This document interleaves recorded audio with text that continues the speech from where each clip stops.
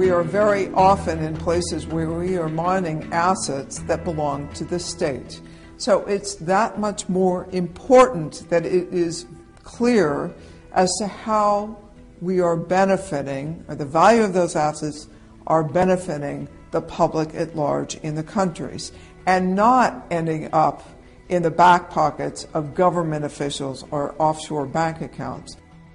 We pay in total $4 billion in taxes on a global basis, and we work to ensure that those benefits are applied to sustainable development in the countries where we operate. Transparency, I think, builds that consensus, that trust, which translates into good governance, which translates into stability of those countries. But then we ran into difficulties. In some countries, where the local governments said you are not allowed to publish what you pay because you have confidentiality clauses in your investment agreements, and if you publish what you pay to us, we are not going to renew your production rights. Oil money is rent money. It's not worked hard for. It enters the treasury, you go and steal it. Come on, what did you do? You accomplished nothing. How is it that the child in Mali can have access to opportunities to be able to compete with a child in Singapore? How do we make that possible? The great moment of triumph was when President Obasanjo of Nigeria, and he said there, I am going to allow the companies operating in Nigeria to publish what they pay to me, to my government. And in fact, I will make it even mandatory. They have to publish what they pay, and I will publish what I receive. And that was basically the breakthrough. The fact that we could save up to this amount of money meant that we had additional resources to put into health and into education. Each person's incentives in life will determine the choices they make. The EITI process is actually quite simple. It's a standard that requires that companies disclose taxes and other payments to governments, and for governments to disclose what they have received from companies. An independent administrator compares the figures and publishes them in an EITI report.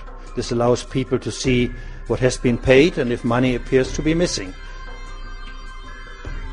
This process is overseen by representatives from government, companies and civil society in an EITI multi-stakeholder group. I personally don't see many arguments against EITI. It is an initiative which allows for a consensus-building system of development, which is the only way ultimately that this will work.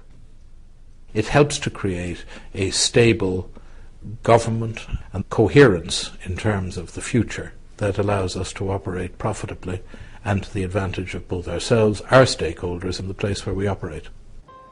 A steady, predictable supply of natural resources at a reasonable price is in the interest of everybody. So if you want to drive a car and you need gasoline, you have to have an interest that the prices in natural resources don't widely swing. The stability and the predictability is dependent on good governance. I think people notice that if there is poor governance, then they will suffer.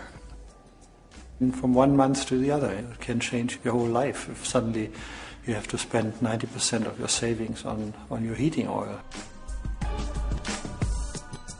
We live in an interdependent world. Those involved in the extractive industries have particular concerns, which are societal concerns, not merely their own, which require a different type of approach. So transparency seems to me to make a lot of sense, both politically as a former quasi-politician, as well as in terms of business. You got to build that trust. You got to build those relationships. You got to build the confidence. I think being transparent, I think being open, I think being honest from start to finish is the only way to go. Transparency is the first step.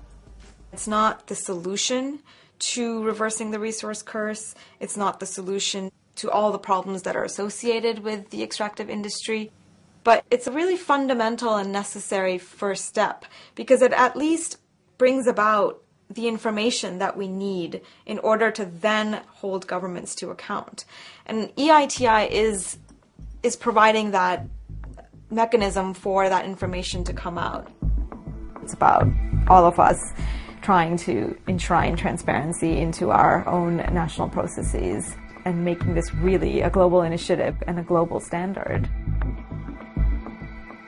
I think the most important thing that the Extractive Industries Transparency Initiative has been about is that it brought everybody to the table.